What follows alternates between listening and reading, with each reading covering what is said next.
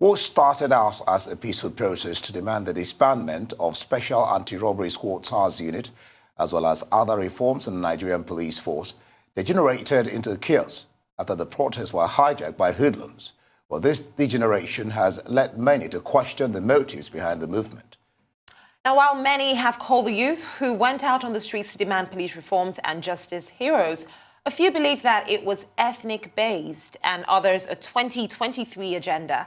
Well, joining us now to weigh in on this is Professor YUSUF, Professor of Hematology, Oncology and Bone Marrow Transplantation, and also the former Executive Secretary of the National Health Insurance Scheme. Thank you so much for joining us this morning on The Morning Show, Professor. Now, let's begin with this. You said that the NSAS protest across the nation was nothing but an attempt by some selfish individuals to rattle the cage for the presidential ticket in 2023. Is this how you assess the NSAS protest here in Nigeria? Absolutely. How so? Yes. Okay, good. We were young once.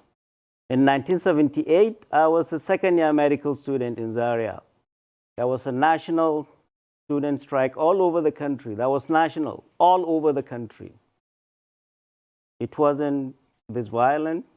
People were not killed. So why do we have this now? All this time we've been hearing politicians rattling the cage. If we don't do this, this will happen. This nation will break up if we don't do this. This will happen if we don't do this. And then all of a sudden we have this. We need to be very mindful that our children and us all are not happy with the way things are. We're not denying the fact that youths have a problem with this nation, a lot of it. We all do, and it's used all across the country.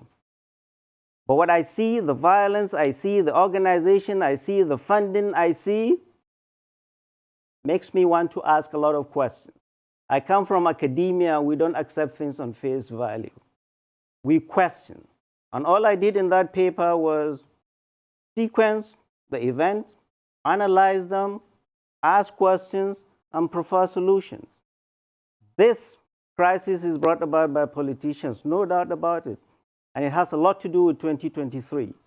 So we cannot be bamboozled. Those of us who are very clear about this thing, this is all 2023. And we're just exploiting these kids that have genuine grievances with the police, genuine grievances with the state, genuine grievances with the nation.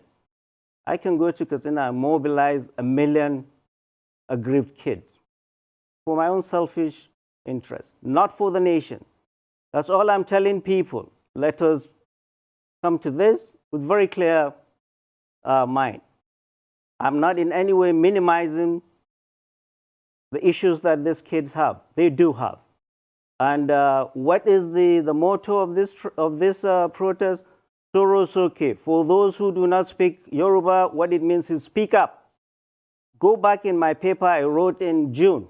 5 months ago.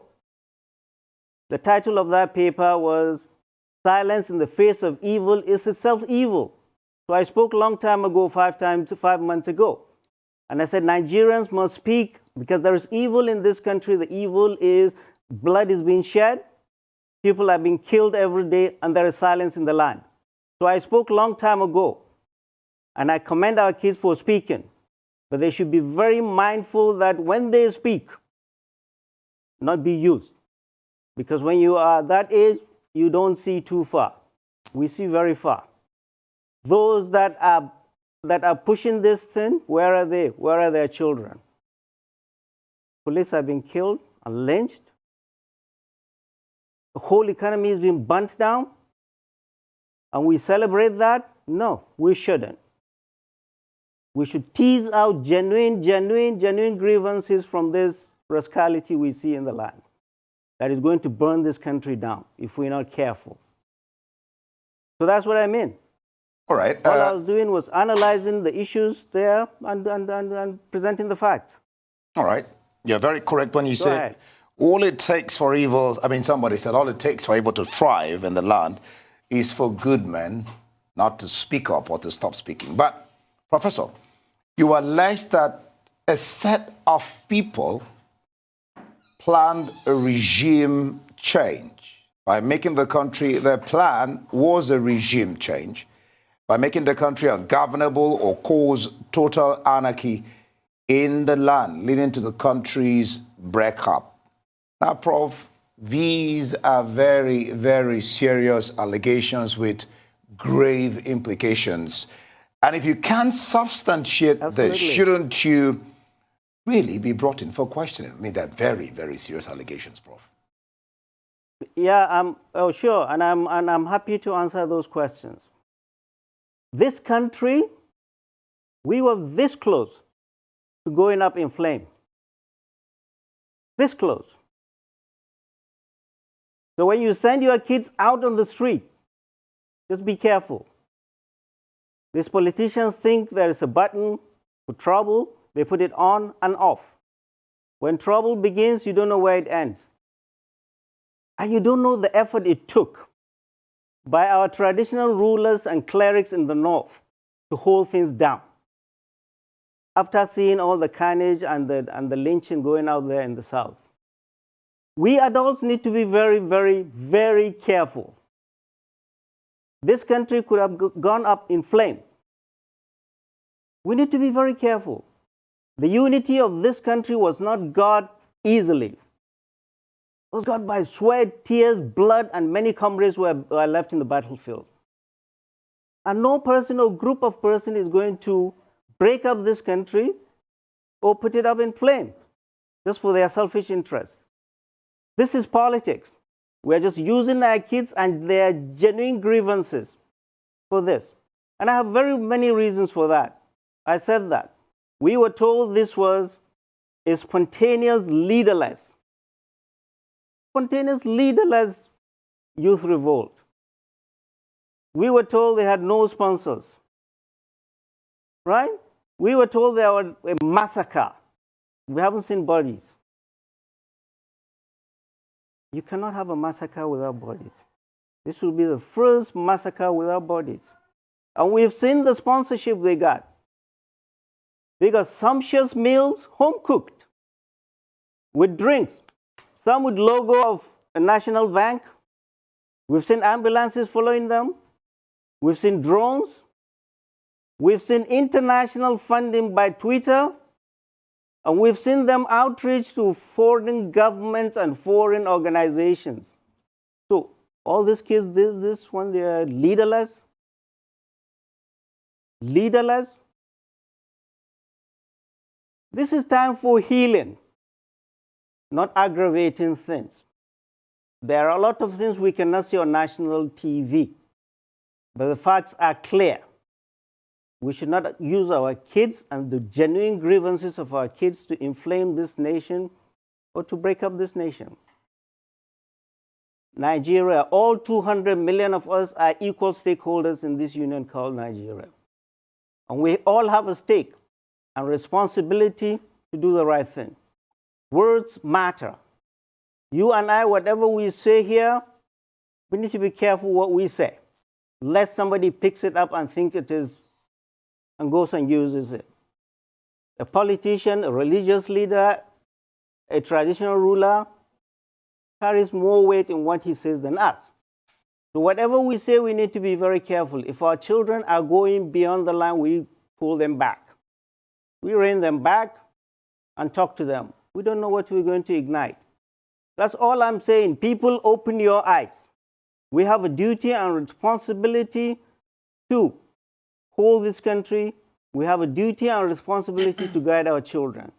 And we have a duty and responsibility to not vilify and demonize our police or discredit our armed forces. Without them, we will not sleep. We're almost there. We need to be very careful. That's the point I'm making.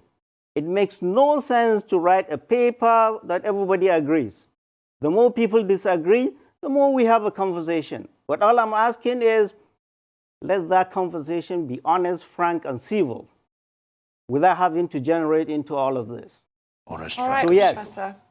All I'm saying is, go ahead. Yes, thank you very much, Go ahead. Professor. Now, you mentioned something very important, exploiting these kids that are the people in charge of the situation, the crisis we've seen, are basically using the protesters, their children, to exploit the situation within Nigeria. But if you actually take a very closer look at the people who actually came out to protest and the people who spearheaded the NSAS protests, you would hardly find any who was a child of a very prominent politician. In fact, the only one that you could even say was in any way, shape, or form close to being in that space was Falz the Bad Guy, who is Femi Falana's son. So the question now remains, which kids exactly are being pushed into creating these problems? You know, whose kids are these? Because for the protests that we've seen, you made example of the accounts that was created to fund the protests and amongst other things, the food that was shared. These are all regular Nigerians just seeking an end to bad governance. So how exactly does this situation of people's children being exploited come in? Good. So how many rich people, how many politicians have their children as thugs during politics? They send other people's children. Let's be honest.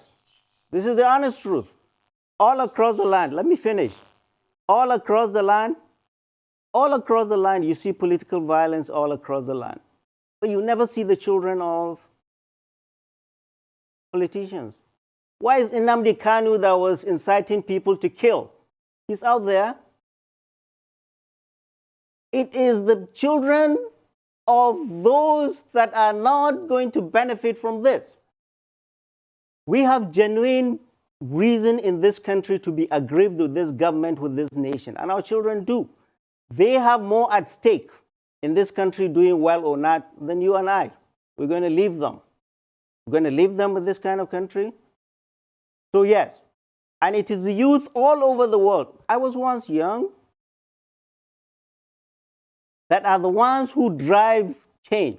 They have rattled the government and the government is listening for the very first time. We have been talking and writing, this government never listens.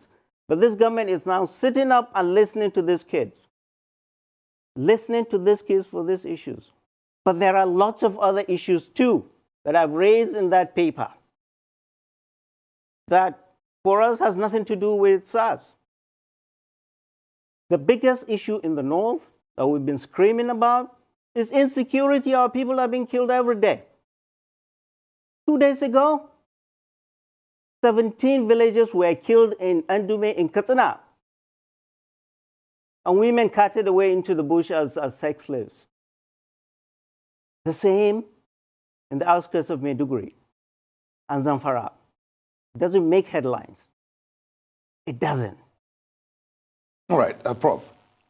Our blood is being shed in the north, and our youths are really, really angry. So for anybody now to come and talk to us about 2023 or end SARS, when we are burying our dead all across the land from the edges of the Sahara to the banks of our great rivers, we just look and shake our heads and said, the rest of the country is out of touch with our reality. Our reality is our people are being killed every day. Our youths are being held by our traditional rulers and our clerics, not to revolt. All right. If they revolt, this country will not know peace. Let me come in there, Prof. To end SARS is not our problem out here in the north. That's not minimizing the fact that, they had a problem out there in the south. Yeah. Go ahead. Well, we'll get to that because we'll address that issue. But let me further break this down. The NSAS protest was accepted by government who let the youth protest for 13 or 14 days without any interference. The government even accepted their demands and said, we hear you loud and clear. But you have a different opinion, Prof. According to you, these people had a pool of ready recruits in bored, internet-savvy youths who have been sitting at home because of ASU strike, closure of NYSC camps due to the pandemic. Yahoo boys, internet fraudsters are members of the proscribed IPOB, Now the youths, two of them, Reno and Temi Tokbe, are in the panel set up by the government to, look into all this. Don't you see that the youths won't take kindly to your words, your allegations? No, they're not. You see, I'm not here. I have children, and they don't have to accept all I say, but as an adult, I have to say it. This is the responsibility of adults. Adults need to stand up and speak the truth. Simple. You leave children in school, at home for the last 10 months. ASU is on strike, and you lock them up in pandemic, and there's no job for these kids, and you expect peace. I have little kids in my house. You can't keep them for that long. Government is not strategic in leaving these kids at home for this long. If they were in their universities, you think they will have this problem? It's not that the problems are gone, but they have things to do.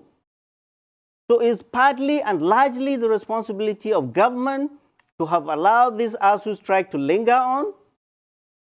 So now they're opening. They are doing fast and opening. And that's one of the things I recommended. Settle this industrial action with ASU. Let our children go back to school. Open the NYSC camp and let our children go back to NYSC. And make sure our kids are protected wherever they're posted across the country. Because with these answers, would I want my child to go somewhere else without the assurance that the government will protect my child? It is the responsibility of government to make sure all our NYSC coppers that are posted all across the country feel safe and protected. So universities should have been opened a long time ago. Government should have settled with ASU. Now they're doing it rush. They should open camps. And yes, nobody will doubt that IPOP came into this. And we've seen the effect of IPOP. They said it publicly. He was on the airwaves. These are the things we heard when I was in the UK in 1994. On the airwaves of Rwandan radio, before the genocide. He was extolling people, kids, to go and kill policemen and burn places. Will any parent who sent his kid to do this answers be proud of this? Ransacking the palace of Ava Vegas, burning buses, killing and lynching policemen, ransacking 205 police stations and killing 22 policemen and soldiers. This is not our proudest moment, ladies and gentlemen. It's not. What started as a peaceful, noble idea has turned into this monster that we should not celebrate. And it came this close to putting up this country on fire. So yes, IPOP was involved. We know it. We've seen it. We've heard it from his voice. And people have been tolerating him for too long. It's just like Shekau. This organization is a terrorist organization, has been proscribed, just like Boko Haram. Would anybody tolerate Shekau in any other country? Transmitting to people to do violence, to kill people? Prof, let me take you up on IPOP. So fellow Nigerians, let me take you up on this issue of IPOP. If you say that Nnamdi Kanu egged his followers on by urging them to kill policemen and destroy properties, that, Prof, might not be exactly true. Nnamdi Kanu has been known before now to do this, and that's why the organization was proscribed. So linking his utterances with this might not be in the right context. I mean, he's been want to do these things. That's what I'm trying to say. No, you cannot give any excuse for this guy. These audio clips were real, recent, real time when this burning was happening. Real. And nobody in this country should make any excuses for him. Just like nobody in this country will make any excuses for Shekau. This guy is nothing but a criminal that could have sent this country into flames. He's out there in the safety of wherever he's hiding, urging people to go and kill and burn policemen. And the governor of Rivers has proscribed them again.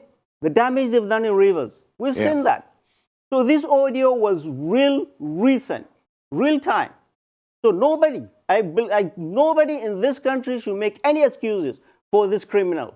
We have no place for him, and I have advised the federal government to ask for his extradition. And anybody in this country that supports him or his organization, just like anyone who supports Boko Haram and their organization or bandits, must bear the full brunt of the law. So yes, he is a criminal and a danger, and his organization is an existential threat to this country. All right. We've seen the damage they've done. All right, Professor. Now, looking at everything that you have said, you made mention to the fact that there's certain situations going on in the north at the moment in states like Katsina, Zamfara, Kaduna, amongst others. Would you say there's a disparity in how cases of insecurity are handled in the north and in the south? You also pointed out President Muhammadu Buhari's speech in your article that you wrote, mentioning how swift he was to respond to the cases of insecurity within the southern area of Nigeria. However, this has been going on in the north, and he's yet to, respond as swiftly. So would you say there is a disparity? Yeah, the disparity is simple. That this government has not been listening to the sufferings of our people. We've written it, we've said it loud and clearly. But this time around, within a very short time, in 3 days, SARS was banned. 3 days. And I wrote on that paper the reason why. It looks like, to all of us, it looks like SARS have stronger advocates in the corridors of power than the thousands of victims that have been killed by Boko Haram and bandits in Nigeria. Look at the sequence of time. I wrote the sequence of time. This is the fastest this government has acted to any national issue. And the only reason is that the NSAS have stronger advocates than thousands of our people that have been killed, that are being killed every day in the north by Boko Haram and bandits. But this is not acceptable, and that is why people are surprised. Hello? Yes, we're with you. And that's why people are surprised. Why are the kids in the north not joining? Hello? We are busy burying our dead. That's why we are not burning stuff for NSAS. Boko Haram, the north has been at war for the last 11 years. Does anybody know?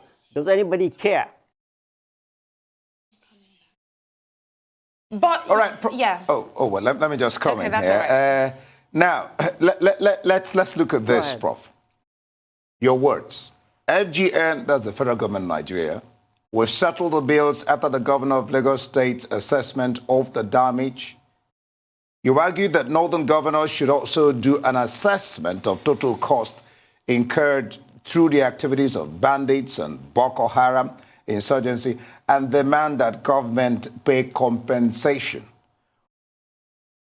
That's an assumption. Assumption that the federal government will pay, all these losses that were incurred by the governments. Two, looks to me like you're trivializing and ethnicizing this issue. And do you think that's fair, really?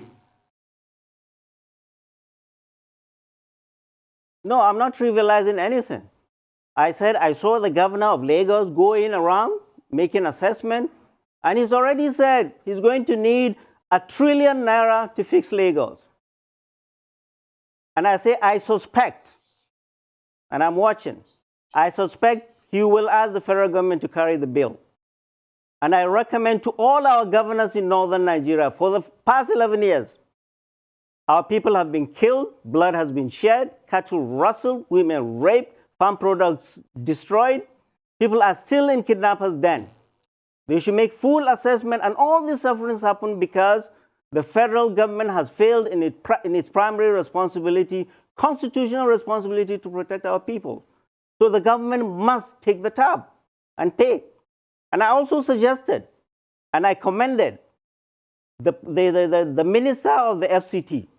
He went around and saw the damage done to businesses, mostly Igbo businesses, and promised he will compensate them. That is the reason why I say in every state, if in my state, Katsina, Igbo businesses and people are killed, the government of Katsina should pay compensation to these people. That's what I'm saying. So every state must look at. You see that? You see people selling onions, and their wares just burnt, and people's shops burnt. Why? Why? Okay, Kena Pep, people, trailer full of cattle, and people are looting away goats and sheep. So, healing must be all of ours, all. And it's not ethnic. If you talk ethnic, I was here before. In the north, we know diversity. Kaduna State alone has 52 ethnic groups. So nobody can talk to us about diversity. So we know diversity. I know diversity. I went to Catholic primary schools. So don't talk to me about ethnic. What I'm saying is equity and justice. We must as a people, and I recommend that governors of the north to take a trip to the south and meet people. All right, we Professor, should be meeting each other instead of sitting in our enclave. Yeah. Okay, so go ahead. Real briefly, I just want to ask a question because you've touched on the fact, because what you just said is that the South, something is being done about what's happening to them, but the Northerners have been dealing with so much. And I agree with you with regards to the fact that they haven't really been a huge part of the protest. But then what about the Northeast Development Commission? Isn't that what was set up to fix this situation of insecurity? You know, so would you still go on to say that there is just this unfair treatment with regards to how the Northerners are dealing with their insecurity and how the Southerners are also being treated? Because they have structures, or don't they? Yeah, the Northeast Development Commission is in the Northeast. The largest geopolitical zone in this country is the Northwest. And that's where we've been suffering the ravages of banditry. And in the North Central, who is helping them with banditry? Look at Niger State, look at Nasarawa State, look at Kogi State. Bandits are killing and maiming people. In Katsina, look at Bindungwari, look at Southern Kaduna, in Kaduna State. In Katsina, a third of the state is under siege. Zamfara is already wiped out. Does anybody care in this country? Our discussion every day when I go is to educate Nigerians that we are also suffering and we are Nigerians. And in the Northwest, there's no commission anything. In Katsina State, 30% of the state is under siege by bandits. The capital city is filling up as an IDP camp. We didn't have that five years ago. Our women raped, people killed, cattle rustled. People are still in kidnappers' den. And you want to dance soko because of answers? We are angry in the north. Our youth are angry in the north. And let me give you an example. In a village called Batsari, bandits went one day, killed a lot of people. The youths were so enraged, they loaded up these bloody corpses in trucks and drove to Katsina. A trip of 30 minutes. To the emir to complain. The emir. When there is crisis, usually in the north, it is the traditional rulers and religious leaders. He came and calmed things down. Prof. Yeah. And it happened. So, fellow Nigerians, the north has been at war for the last 11 years. Listen to us. And the federal government must listen to the continuing insecurity in the north.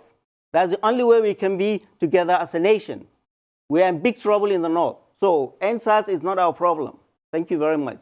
One can understand your feelings, and the killings is really not the best of times for the North. We hope that things get done and done about it fast. Thank you so much, Professor Usman YUSUF, Professor of Hematology, Oncology, and Bone Marrow Transplantation, former Executive Secretary of the Health Insurance Scheme. Thank you for your time on The Morning Show.